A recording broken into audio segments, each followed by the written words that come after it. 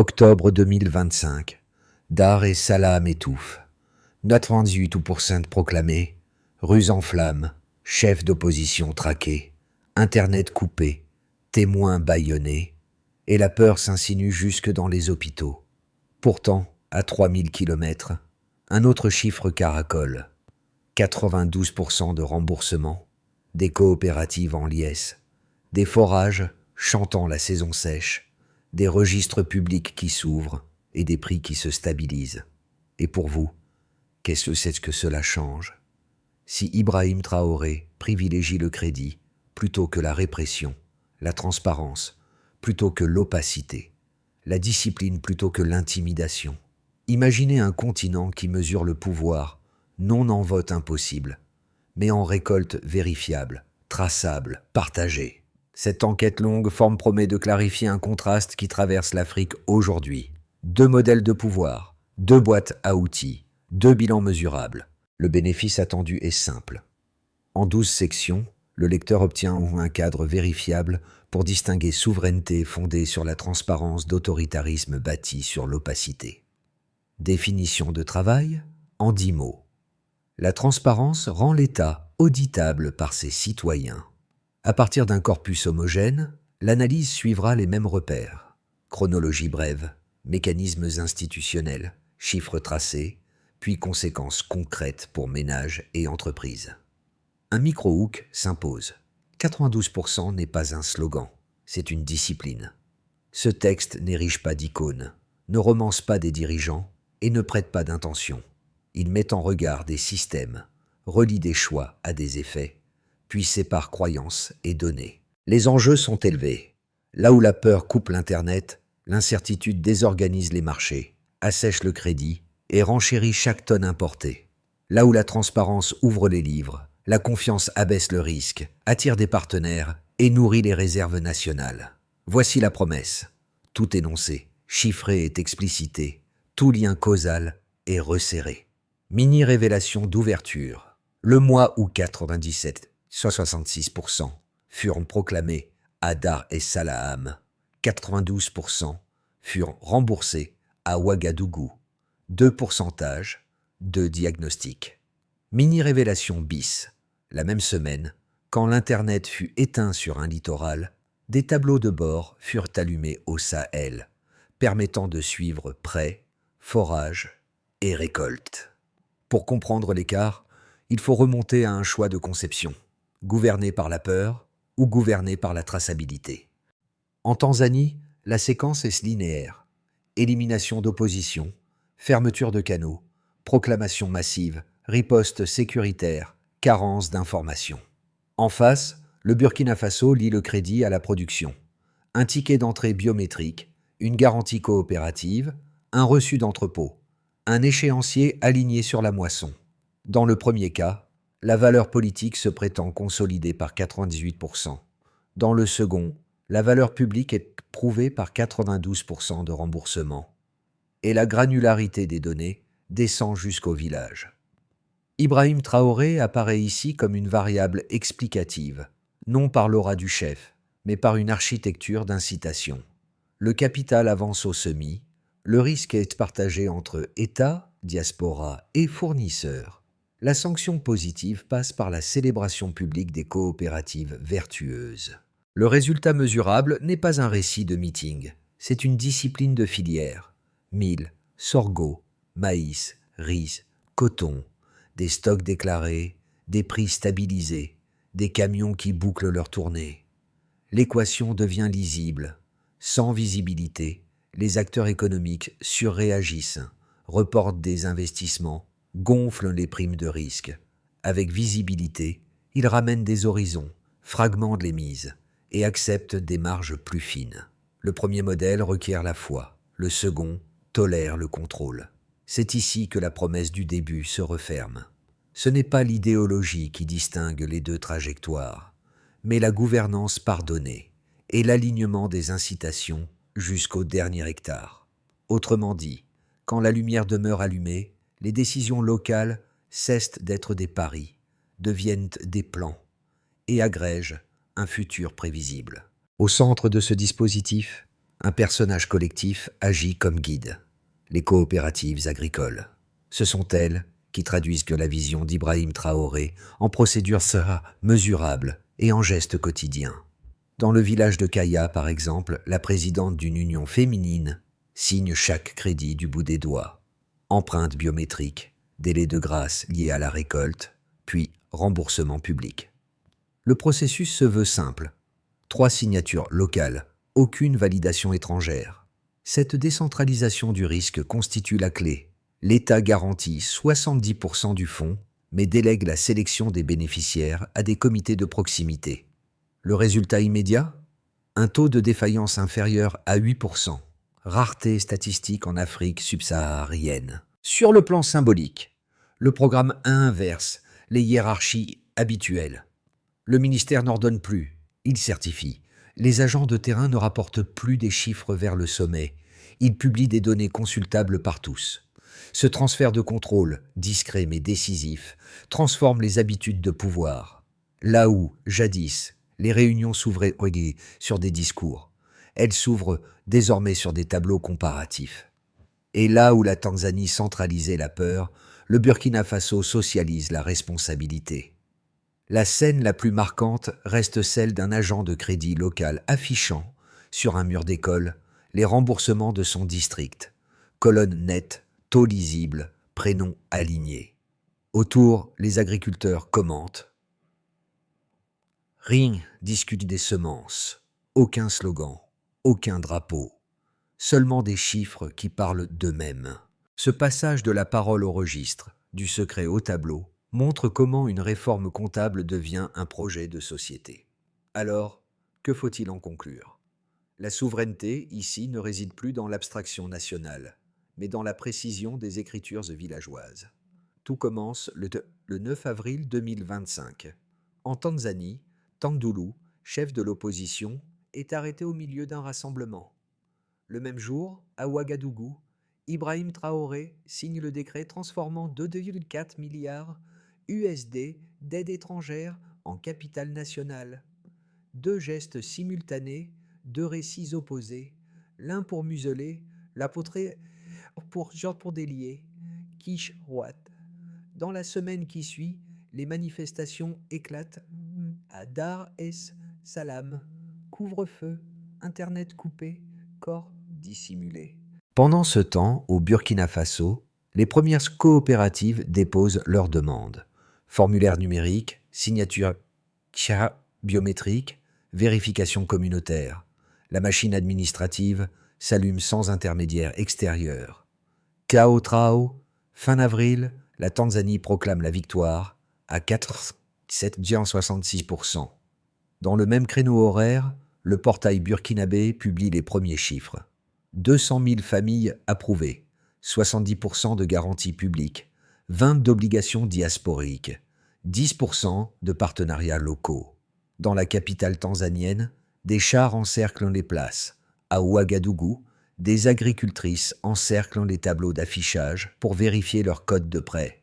Le contraste devient viral dans les médias régionaux. Internet noir d'un côté, tableau blanc de l'autre. À mesure que la répression s'intensifie à l'Est, la transparence se renforce à l'Ouest. Le rythme est synchronisé. Chaque silence officiel en Tanzanie correspond à une publication publique au Burkina Faso.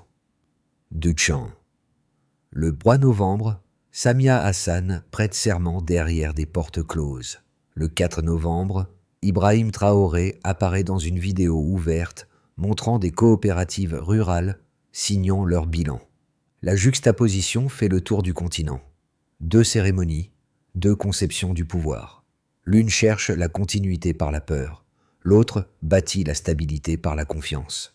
Sur le terrain, les conséquences se matérialisent rapidement. En Tanzanie, les exportations chutent de 12% au dernier trimestre. Les devises se raréfient, la spéculation grimpe.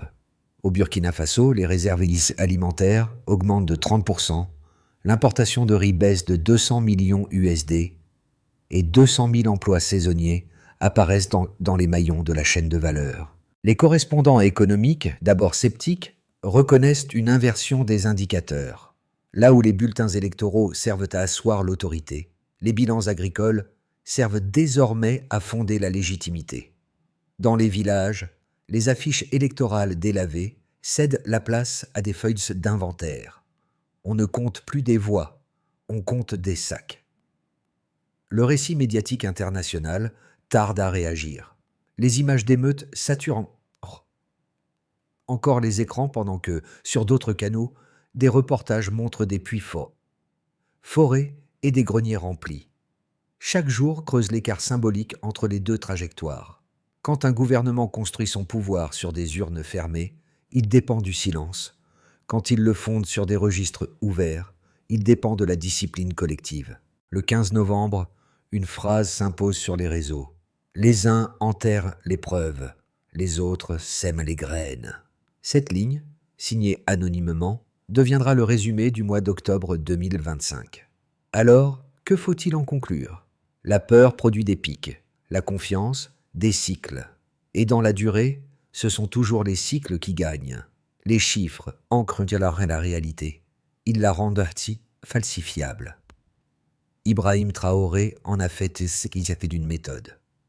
Sans indicateur, pas de récit. 3 mesures suffisent à démontrer la bascule du Burkina Faso. Première donnée, 2,4 milliards USD reconfigurés en capital national, dont 70% garantis par l'État. Ce pourcentage n'est pas décoratif. Il matérialise la décision d'endosser le risque que les bailleurs étrangers refusaient. En 10 mots, c'est une souveraineté traduite en bilan comptable. Deuxième donnée, 1 million de familles bénéficiaires réparties sur 5 chaînes de souveraineté. Mil, sorgho, maïs, riz, coton. Chaque prêt moyen de 2400 USD alimente semences, irrigation et stockage. L'effet multiplicateur est concret.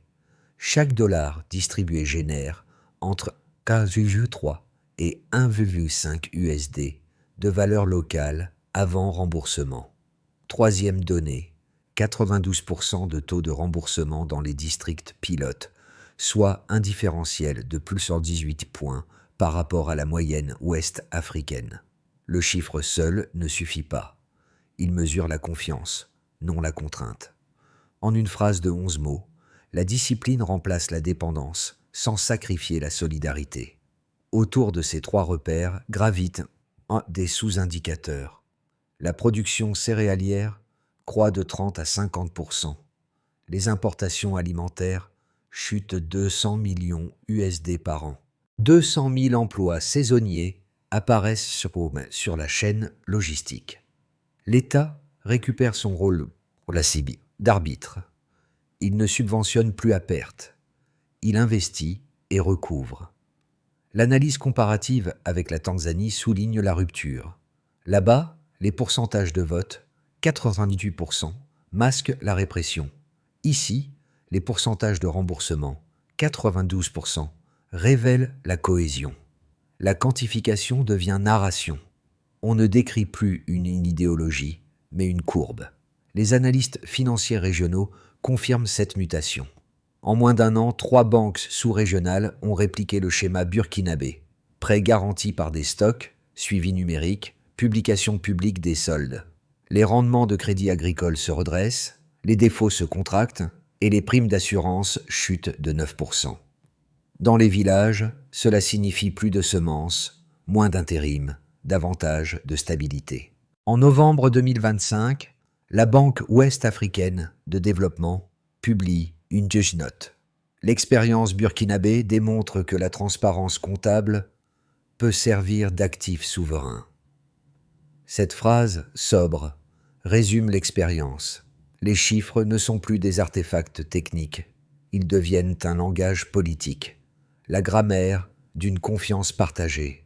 Ibrahim Traoré résume cette philosophie dans une formule que les coopératives affichent. Ce qui se mesure s'améliore, ce qui s'affiche s'honore. Sous ce principe, la statistique se mue en rite collectif. Les remboursements ponctuels sont célébrés comme des moissons. Les colonnes vertes remplacent les slogans rouges. À la fin de la saison 2025, Les registres nationaux affichent 95% de recyclage du capital initial, preuve qu'une aide convertie en crédit peut s'auto-régénérer. La boucle est complète. Transparence, discipline, rendement, confiance, transparence. Et si un chiffre devait rester, ce serait celui-là, 92%. Non pas un symbole, mais une promesse tenue à ciel ouvert. L'analyse comparative exige de présenter l'argument adverse avant de le réfuter. Le premier camp affirme que la discipline financière du Burkina Faso ne saurait durer. Le pays reste dépendant de la pluie, d'un appareil administratif fragile et d'un marché régional limité. Selon cette lecture, Ibrahim Traoré ne ferait que recycler l'aide sous un autre nom, déguisant une dépendance structurelle en souveraineté temporaire. Le crédit interne, sans contrôle extérieur, risquerait d'alimenter la corruption, d'asphyxier les petites coopératives et de surcharger l'État de dettes déguisées. Le modèle tanzanien, lui, garantirait, du moins, en apparence, la stabilité institutionnelle, un parti unique, une hiérarchie militaire solide, un système électoral qui évite le chaos. Mieux vaut, disent-ils, une paix autoritaire qu'une liberté hasardeuse. Le second camp, celui des données, oppose des faits. Depuis octobre 2025, les remboursements burkinabés progressent trimestre après trimestre. Aucune vague de défaut n'a été constatée. Le taux de recyclage du capital atteint 85%, preuve d'un effet de retour endogène. Les subventions occidentales, elles, s'érodent en coûts administratifs sans effet multiplicateur. Le Burkina Faso démontre que la confiance produit un rendement mesurable. Plus les coopératives publient, plus elles remboursent. En Tanzanie, l'opacité bloque la redistribution. Au Sahel, la transparence la stimule. Les institutions régionales tranchent. Dans leurs rapports, elles notent que les risques de fraude sont moindres quand les registres sont publics. Là où l'État assume l'échec à visage découvert, la population réagit par correction, non par défiance. Le leadership de Traoré repose sur ce mécanisme. Une responsabilité partagée, auditable, révisable. Ainsi, le Stillman se résout. Oui, la transparence comporte un risque, celui d'exposer les chiffres, mais ce risque est le moteur même de la légitimité. Le contrôle collectif vaut mieux que la censure individuelle. Ce que l'autorité tanzanienne craint, être vue, le Burkina Faso en fait sa stratégie. En résumé provisoire, l'argument de la stabilité autoritaire s'effondre quand la stabilité démocratique devient mesurable. La lumière est une stratégie. Cette phrase, brève, ouvre la seconde moitié du récit. Elle résume la bascule invisible qu'opère Ibrahim Traoré, transformer la visibilité en instrument de pouvoir. Depuis le milieu de 2025, chaque transaction agricole, chaque forage, chaque remboursement s'affiche sur une plateforme nationale. Ce tableau de bord, accessible même dans les villages sans presse ni préfet, devient le miroir de la souveraineté. Le changement n'est pas seulement technologique, il est culturel. Dans un continent où la discrétion fut longtemps synonyme de sécurité, rendre les comptes publics devient un acte de courage. L'outil comptable se mue en déclaration politique. La vérité n'appartient plus aux élites mais aux chiffres. En Tanzanie, les hôpitaux taisent les bilans. Au Burkina Faso, les coopératives publient leurs soldes. La différence ne tient pas aux moyens, mais à la volonté.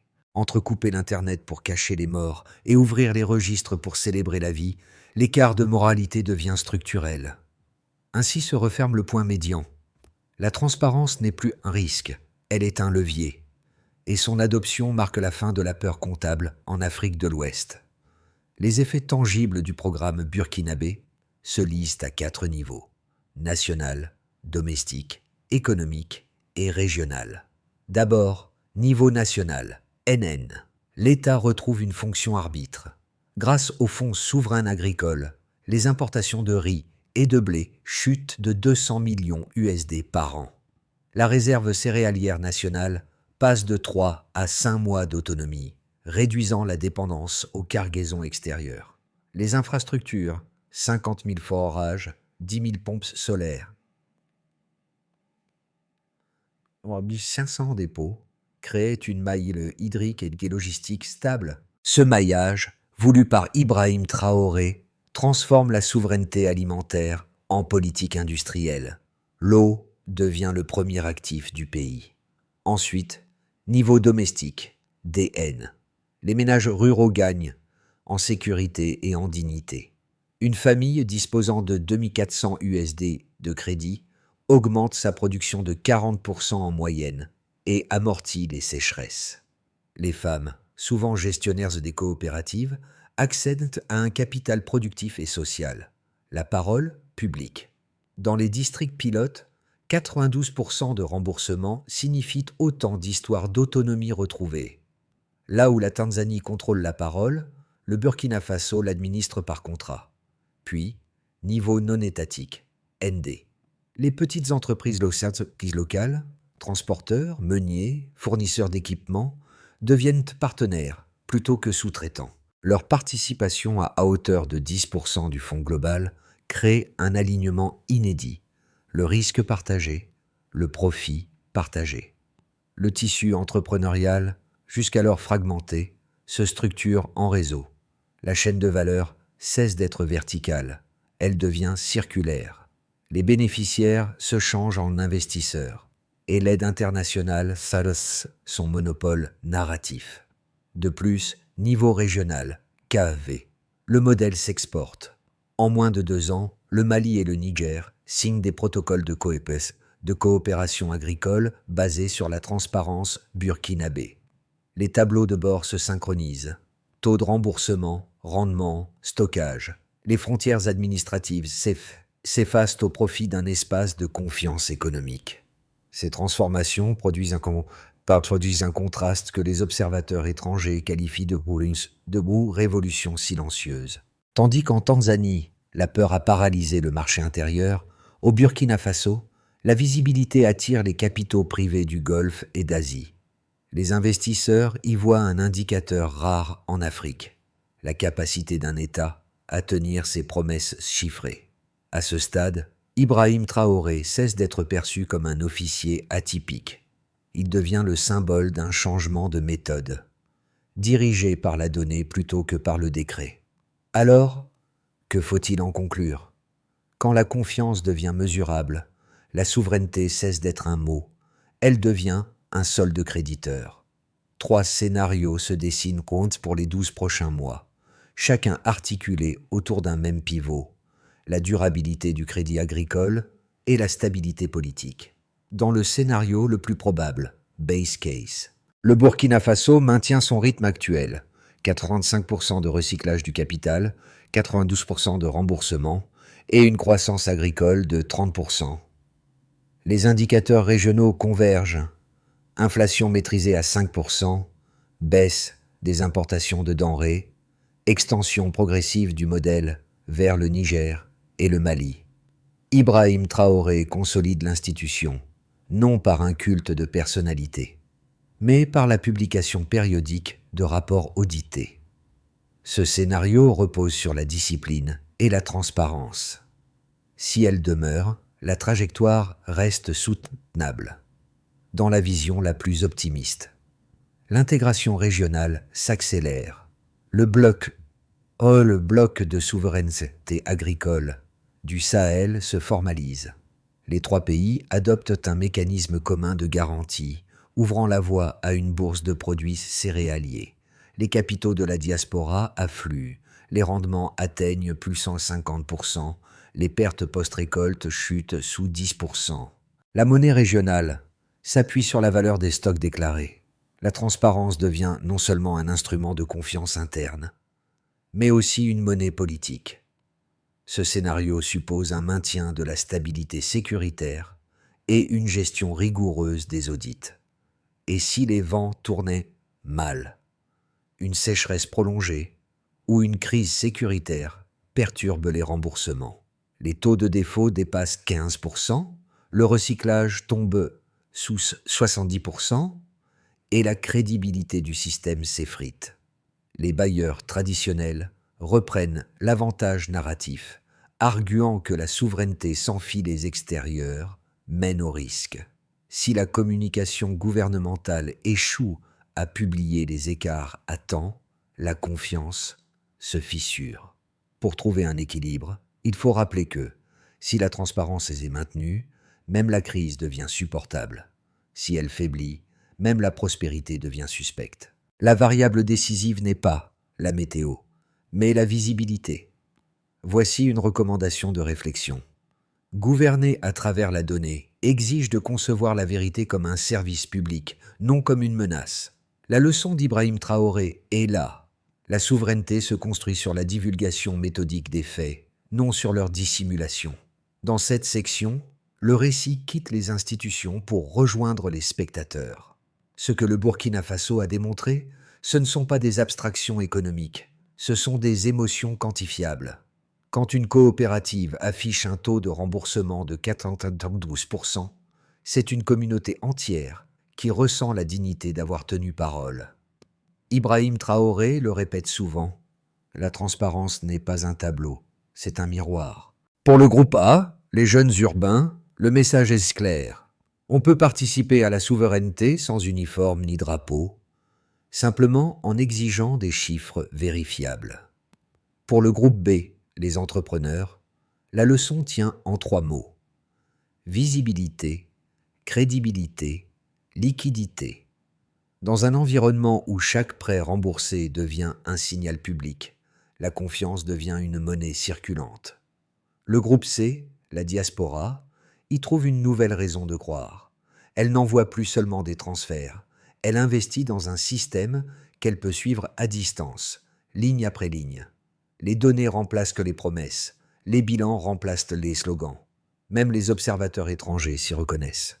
Voir un gouvernement publier ses dettes, c'est redécouvrir la fonction civique de la vérité. Dans un monde saturé d'images violentes, la rigueur comptable devient un acte de paix. Petit conseil, si vous êtes lecteur, auditeur ou simple curieux, cherchez dans votre propre sphère les chiffres qui peuvent être partagés sans peur.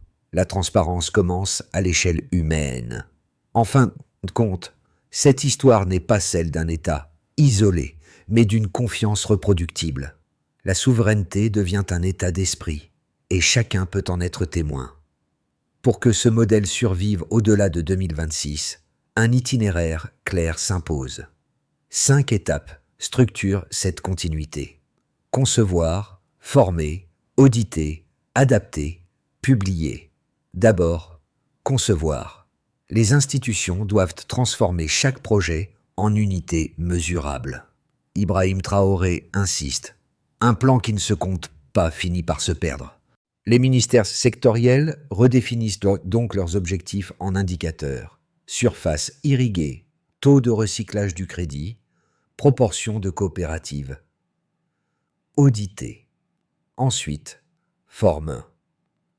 Chaque agent de terrain reçoit une formation en double comptabilité, celle des chiffres et celle des récits. La discipline numérique devient la nouvelle alphabétisation. Puis, auditeur. Tous les 6 mois, une commission indépendante publie les écarts entre prévision et réalisation. Les erreurs ne sont pas punies, mais corrigées publiquement. Le contrôle cesse d'être une menace. Il devient une méthode de progression. De plus, adapté. Les régions diffèrent. Le modèle sahélien ne s'impose pas tel quel. Les cultures, les pluies, les réseaux varient. Chaque province ajuste la chaîne de souveraineté selon ses ressources. Enfin, publier. La transparence ne vaut que si elle reste vivante. Les rapports, infographies et tableaux doivent circuler librement. L'opinion publique devient la première instance de vérification. Cette feuille de route lie morale et logistique. Sans publication, pas de confiance. Sans adaptation, pas de durabilité. En appliquant ces 5 verbes, le Burkina Faso verrouille la continuité de son propre récit. La souveraineté n'est plus un slogan, mais une procédure. Le pays entre ainsi dans la phase d'audit permanent, un état où la confiance se mesure chaque trimestre. Et c'est là que le leadership d'Ibrahim Traoré prend tout son sens. transformer la reddition de comptes en moteur de croissance collective. Le récit s'achève là où il a commencé, sur la différence entre deux lumières, celle d'un écran noir en Tanzanie et celle d'un tableau blanc au Burkina Faso. L'une cache, l'autre révèle. Dans ce contraste, Ibrahim Traoré devient plus qu'un dirigeant. Il incarne la possibilité d'un État qui se regarde sans crainte. Le motif initial, les coopératives, revient ici comme rappel. Ces femmes, ces hommes, ces agents locaux sont les véritables auteurs de la souveraineté. Leurs signatures, leurs remboursements, leurs chiffres sont les vers silencieux d'un poème collectif. Chaque reçu devient une ligne de confiance, chaque audit une preuve de dignité. Quand la Tanzanie fermait ses portes, le Burkina Faso ouvrait ses registres. Quand un pays effaçait les visages, l'autre affichait les prénoms. C'est dans cette symétrie inversée que se loge l'émotion du texte, le courage d'être vu. Et si la transparence semble froide, elle réchauffe les peuples qui n'ont plus peur du regard. En guise de mot final, la lumière publique était la seule ombre que la peur ne supporte pas. Le choix appartient désormais à ceux qui lisent. Si cette histoire vous a ému, si vous comprenez que le leadership ne se mesure pas au discours, mais à la clarté des chiffres, alors prolongez le geste de transparence. Partagez, commentez, questionnez. Le Burkina Faso n'est pas un miracle, c'est une méthode. Celle qu'Ibrahim Traoré et son peuple ont construite pas à pas, en remplaçant la peur par la preuve. À chaque remboursement publié, à chaque puits foré, un message circule. La souveraineté se cultive comme une récolte.